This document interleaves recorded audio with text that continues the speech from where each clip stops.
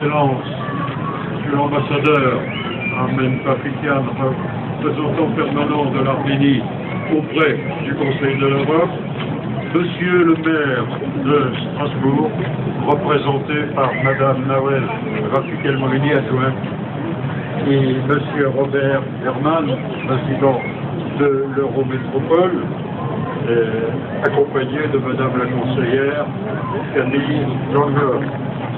Monsieur Henri Dreyfus, l'ai-je plus? On attendait. Henri Dreyfus, mais il viendra peut-être. Et mesdames et messieurs les élus, nos élus de France et d'Europe, mesdames et messieurs les représentants des communautés et des associations, le CRIF, Cercle Menahem Tafel, communauté grecque, roumaine, kurde et turque, les amis du peuple kurde, l'association rwandaise Amarisa d'Alsace, Tamoul d'Europe, Tamoul Cholai, Philharmonie de Poche, Amalgame, Ored, Cordé, Action chrétienne en Orient, les associations franco-arméniennes, AFAR, AECS, SEVAC, avec Ayorti, communauté arménienne de Kiel, Amitié Franche-Comté Arménie et Amitié Alsace Arménie, et vous tous, chers amis, chers jeunes, qui êtes l'avenir et la vie, Sireli Hayrena Kitzner. En août 2014, nous écrivions que la nouvelle année devienne celle de la paix, de la vérité et de la justice. Il nous reste aujourd'hui 8 mois pour réaliser ce vœu. En 2015, l'humanité se souvient du premier génocide perpétré à grande échelle au XXe siècle, celui des Arméniens de l'Empire ottoman, commis par le gouvernement jeune turc voici 100 ans. Ce crime constitue l'acte fondateur de la Turquie moderne, qui persiste à nier les faits. 1,5 million d'êtres humains, hommes, femmes et enfants, furent déportés et assassinés, terres et biens volés.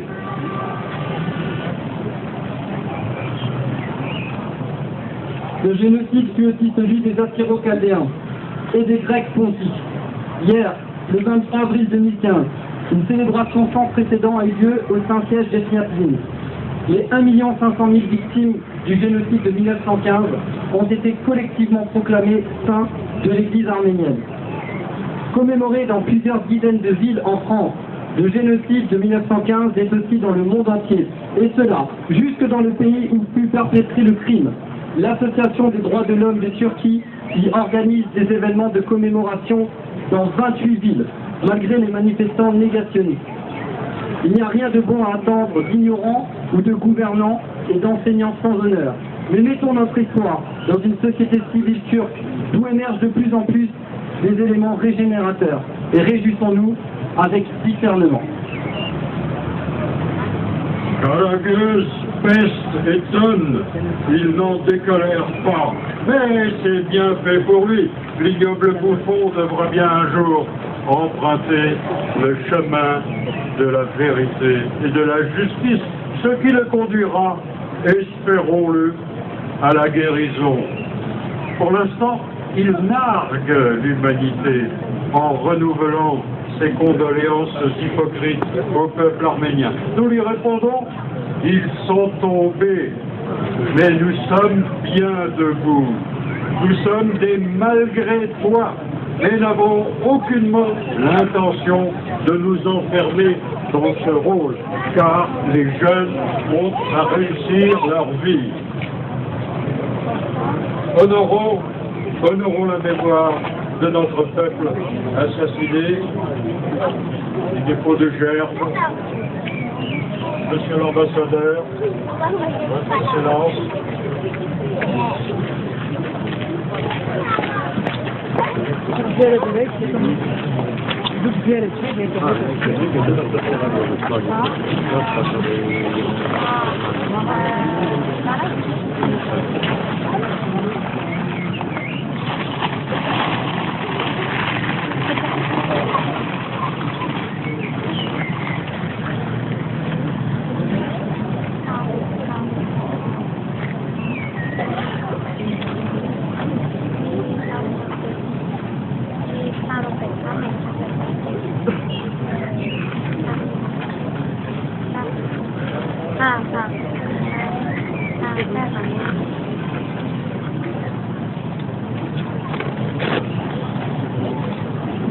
les Arméniens originaires de toutes les Arménies et leurs amis.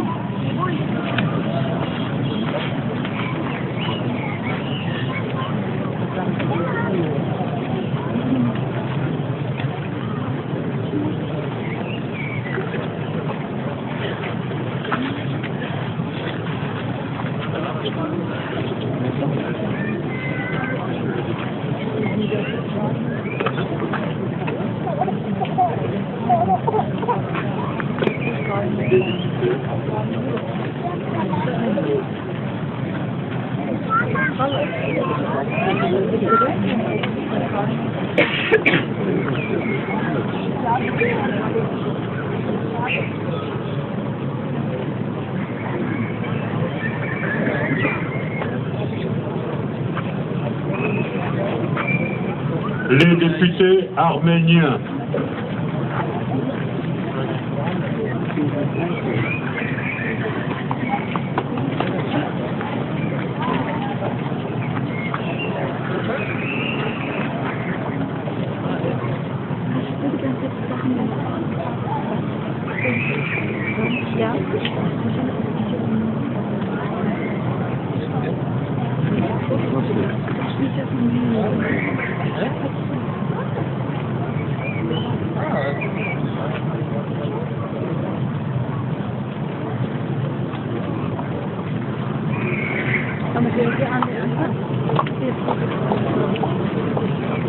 L'association culturelle AREC.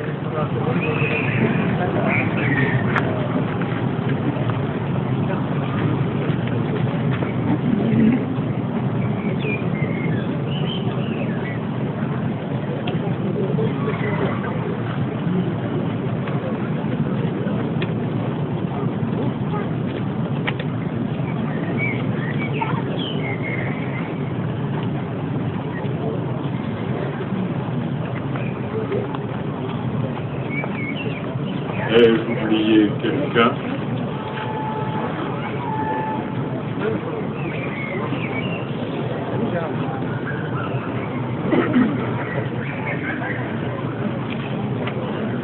Gardons une part de notre souvenir pour ceux qui ont souffert d'ailleurs en d'autres temps. Le 6 avril fut le jour anniversaire du génocide des Tutsis commis au Rwanda en 1994 par l'armée, les gendarmes et une milice civile aux ordres d'un État reconnu par la France. Immaculée et ses amis rwandais le commémoreront demain, le 25 avril, à Lutenbach.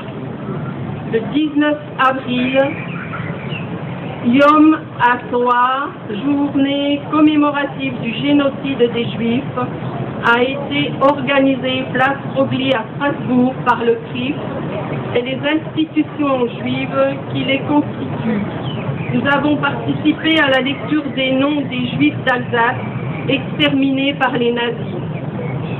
Dimanche prochain, 26 avril, à 10h, devant l'Institut d'anatomie normale, nous nous joindrons au cercle Mea Mestapel pour rendre hommage aux victimes des expérimentations médicales faites par les nazis sur des juifs et des roms. Souvenons-nous aussi. Janvier 1990, pogrom anti-arménien des Actes. 27 et 28 février 1988, pogrom anti-arménien à Sumgait, en Azerbaïdjan. Mars 1920, massacre de 20 000 Arméniens à Chouchi, au Karabakh. Avril 1992, martyr du village arménien de Maraga, au Karabakh. Êtres humains brûlés vifs, décapités, démembrés, vifs. Juillet 1995, massacre de Srebrenica. Novembre 1988, pogrom anti-arménien de Kirovabad en Azerbaïdjan. 29 octobre 2013, assaut contre les quartiers chrétiens d'Alep avec la destruction du couvent Saint-Vartan, 200 morts. 21 mars 2014, assaut de Kessap où 80 Arméniens, principalement descendants des rescapés de 1915, ont été tués, le plus fort égorgés par des djihadistes soutenus par les Turcs. 19 septembre 2014, bombardement et destruction par explosifs de l'église qui abritait le mémorial du martyr arménien à Der es-Zor. Vendredi 5 2015, bombardement des 3 quartiers chrétiens d'Alep. 180 morts, 4 églises millénaires rasées sous 70 roquettes provenant de Turquie. Mais aujourd'hui, nous sommes le 24 avril, jour de la Saint-Fidèle. Les Arméniens et leurs amis vous remercient de commémorer avec eux le 100e anniversaire du génocide commis en 1915 et prolongé par le négationnisme actuel. L'acte fondateur de la Turquie actuelle est le génocide des Arméniens commis il y a 100 ans. 100 ans, et toujours le déni. Cela suffit. Les peuples ont besoin de vérité et de justice, et notre mémoire restera vive. Il est temps que le monde se réveille et que vienne la fraternité et la paix.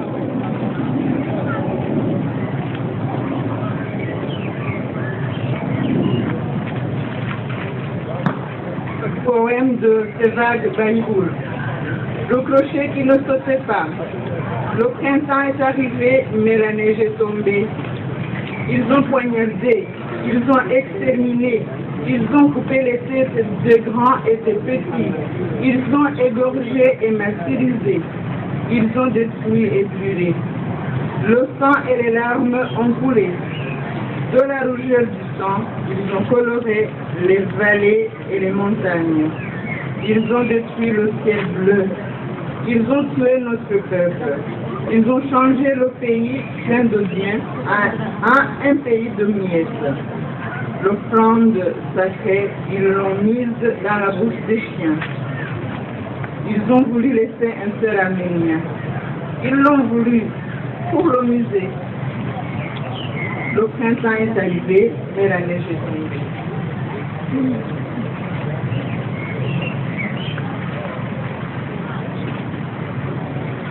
La venue de la fraternité et de la paix. Le 24 avril 2012, les Kurdes sont venus ici même et ont prononcé pour notre peuple des paroles très importantes, demandant pardon à leurs frères arméniens. À Diyarbakir, où avant 1915, les Arméniens possédaient la moitié de la ville, les autorités kurdes actuelles se sont aussi engagées avec cœur dans la quête du pardon pour le passé. En janvier 2007, après l'assassinat de Hrant-Dink, Arméniens et Turcs décidèrent ensemble la mort. Nous sommes tous des Arméniens. Nous voulons croire à ce désir de fraternité et de paix, d'autant plus qu'en Turquie même, où contrairement à ce qu'on voit au sein de la diaspora turque d'Europe, une véritable société civile semble se consolider. La jeunesse et les intellectuels contestant ouvertement le négationnisme officiel des gouvernants. Les descendants des Arméniens crucifiés de sorte, contraints de renier leur pouvoir, réapparaissent progressivement au grand jour. Selon Radif Zarakolu, la Turquie doit, pour ses propres citoyens, se libérer elle-même de son infamie. La tâche sera difficile, car l'État profond reste, et c'est lui qui fait les lois. L'on considère les massacres hamidiens du nom du sultan Abdul Hamid comme l'augure du génocide à la fin du XIXe siècle. Le sultan manipulait les frustrations et les haines au sein des masses populaires turques et mouadjirs réfugiés des Balkans ou du Caucase, alimentant les phobies et l'intolérance anti-chrétienne en général et anti-arménienne en particulier. Il ordonnait ces massacres pour des durées déterminées. Entre 1894 et 1896, 300 000 Arméniens furent ainsi massacrés. Puis, lors de l'été 1908, après un coup d'État militaire qui rendait l'espoir aux populations ottomanes avides de liberté et d'égalité, la multitude s'écriait « Nous sommes tous des Ottomans ». Espoir vite brisé, car les putschistes voulaient la Turquie aux Turcs. Après cette fraternisation précipitée, dès le mois d'avril 1909, 30 000 Arméniens furent massacrés à Adana.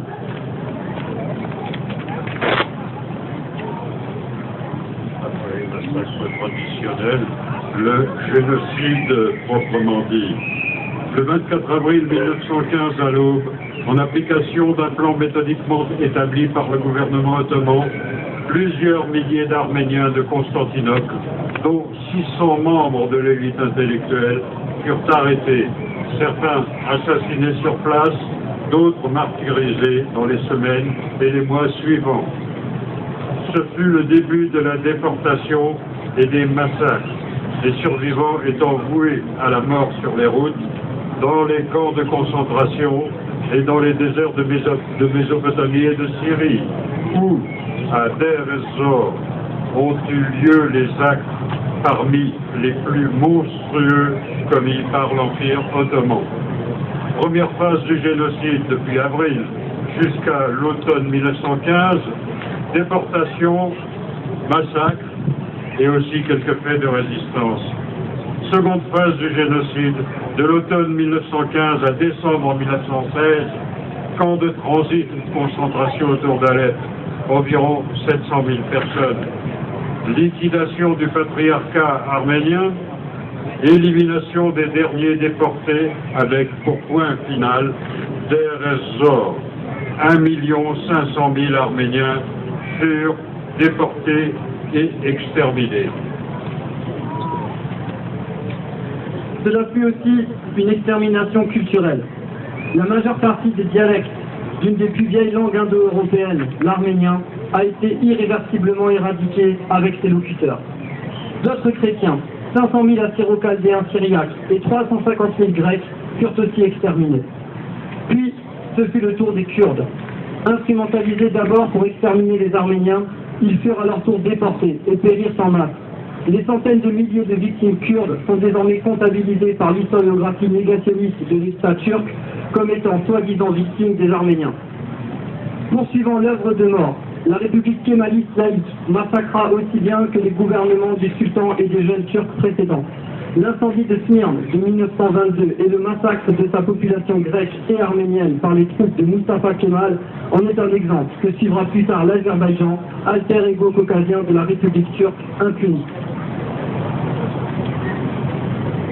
Parlons maintenant de la filiation criminelle de la République turque, le recyclage des criminels jeunes turcs, leur rôle dans la création de la Turquie moderne.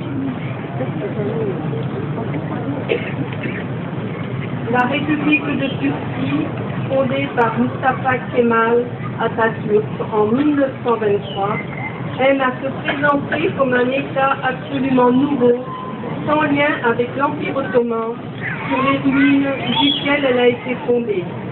Cet artifice doit permettre à ses dirigeants de ne pas assurer l'héritage criminel de leurs prédécesseurs jeunes turcs. Entre 1920 et 1960, sous un habillage kémaliste, nombre de dirigeants turcs sont en fait des criminels recyclés. Il y a continuité, comme si ce n'était rien, et leur impunité est garantie.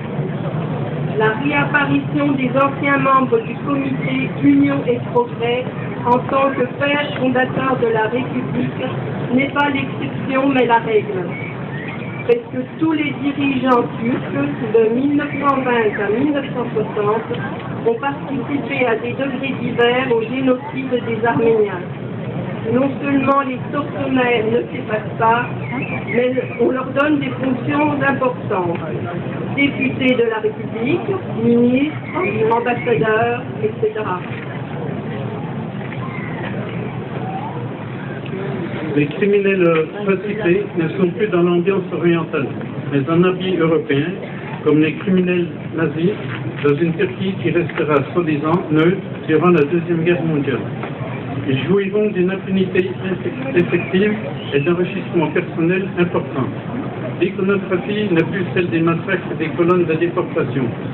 Une photographie montrant deux criminels unionistes avec Mustafa Kemal en costume cravate illustre bien cette situation paradoxale. Complétée par l'emploi de l'alphabet latin, la modernité laïque turque couvre en réalité un nationalisme laïciste très précis, car l'on continue à tuer des non-turcs. Il crée l'illusion et provoque l'enthousiasme chez les politiciens eurocentristes.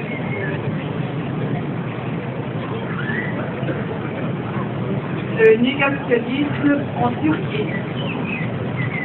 La filiation criminelle est ainsi établie entre le gouvernement jeune turc et la République kémalite. Pour protéger l'État, il est devenu nécessaire de le maquiller, de dissimuler et de nier le crime de manière pérenne. Ainsi, l'État turc pratique depuis les années 1980 un négationnisme officiel. Un décret gouvernemental de mai 2001 fait un conseil de coordination pour la lutte contre les assertions de génocide, officialisant ainsi le négationnisme d'État. En avril 2003, une circulaire du ministère turc de l'Éducation nationale demande aux directeurs des établissements scolaires d'organiser des épreuves de composition dans lesquelles les élèves doivent nier l'extermination des Arméniens, des Assyro-Chaldéens et des Grecs pontis au début du XXe siècle. En 2014, un comité spécial est créé par le Premier ministre turc en vue de contrer les revendications de reconnaissance du génocide des Arméniens en vue du centenaire. Son action est menée par le ministère des Affaires étrangères turc et par celui des Affaires européennes. En 2014, à Ankara, une université ouvre un concours d'affiches dans la perspective inattendue de se souvenir du génocide commis par les Arméniens contre les Turcs. Une exposition aura lieu après la compétition et les gagnants seront admis au spectacle organisé en Turquie et en Azerbaïdjan. Dans le même temps, un universitaire d'Izmir exige que ses élèves préparent un document prouvant qu'il n'y a pas eu de génocide commis contre les Arméniens. Une enquête effectuée dans les écoles d'Adana révèle que pour 70% des 800 enseignants et 1066 élèves interrogés, les minorités chrétiennes, parmi lesquelles les Arméniens et les Grecs, mais aussi les Juifs, sont des ennemis pour la Turquie ou ont un rôle négatif pour le pays. Cela n'a rien d'étonnant lorsque l'on sait que dans les manuels scolaires de Turquie, les chrétiens et plus encore les Arméniens sont présentés aux élèves comme des traîtres. Pourquoi, 100 ans après, les réactions du pouvoir turc sont-elles si vives et tentent-elles de nier le crime? Sans aucun doute parce que l'affiliation criminelle et le travestissement se sont réellement étendus au gouvernement néo-islamo-ottoman actuel. Après le négationnisme en Turquie, le négationnisme actuel en France. Après l'assassinat de notre peuple, devons-nous, en France, lui laisser subir le double assassinat que constitue le négationnisme? La France peut-elle admettre les violences à l'encontre de citoyens français commémorant le génocide, les menaces de mort, ainsi que les dégradations et profanations de monuments? L'État turc et ses émissaires continuent de créer des générations d'ignorants en intoxiquant la jeunesse française d'origine turque avec une propagande haineuse. Des enfants turcs scolarisés en France disent du génocide de 1915. Tout ça, c'est pas vrai. D'ailleurs, c'était bien fait pour les Arméniens qui avaient trahi les Turcs. Ou bien ils disent le génocide arménien n'a pas existé, mais s'il avait existé, il aurait été mérité. C'était à Pont-à-Mousson en 2009 et à Strasbourg en 2010. Début 2012, un proviseur de Saint-Dié des Vosges annule une conférence sur le génocide au motif que son lycée doit rester neutre. Au printemps 2012, au collège Anatole France à Montbéliard, une association franco-turque prétend interdire l'enseignement du génocide des Arméniens, pourtant inscrit au programme de l'éducation nationale.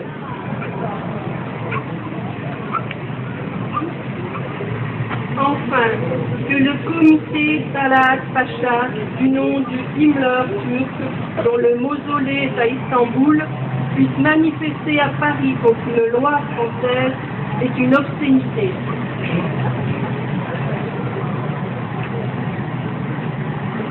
Que la presse donne en 2012 une tribune à une association mulhousienne se réclamant de l'organisation criminelle des loups gris est consternant. En avril 2012, à Bech, devant 10 000 militants fanatisés, le dirigeant du mouvement nationaliste turc, MHP, a tenu à nouveau des propos négationnistes et s'en est pris à la loi française. C'est scandaleux. En mars 2015, le mémorial du génocide des Arméniens à Lyon a été l'objet d'une nouvelle agression. La sculpture a été recouverte d'inscriptions insultantes. Son érection en avril 2006 avait déjà provoqué une manifestation de protestation organisée par des organisations négationnistes de la région, visiblement encadrées par les services turcs. Le négationnisme n'est pas une opinion, mais un délit qui doit être combattu, car il est le prolongement de la démarche génocidaire. Comme d'autres génocides, celui commis contre le peuple arménien est avéré. Les faits ont condamné depuis longtemps l'État criminel. Une loi pénalisant la négation de tous les génocides a été votée par les élus du peuple français, mais elle a été bloquée par le Conseil constitutionnel. Il y a urgence à l'appliquer, car elle préservera la paix civile et servira l'intérêt général. Elle évitera que soit remis en cause en France le travail de pédagogie et de mise en garde face aux crimes de masse. Les Français ont obtenu de leurs élus cette loi, qui évitera peut-être aussi qu'un État étranger continue à dicter la sienne. Il faut donc l'appliquer fermement et le déni cessera. Nous exigeons la vérité et la justice. Maintenant, mesdames et messieurs, nous sommes à votre écoute. Monsieur l'ambassadeur Armen Papikian.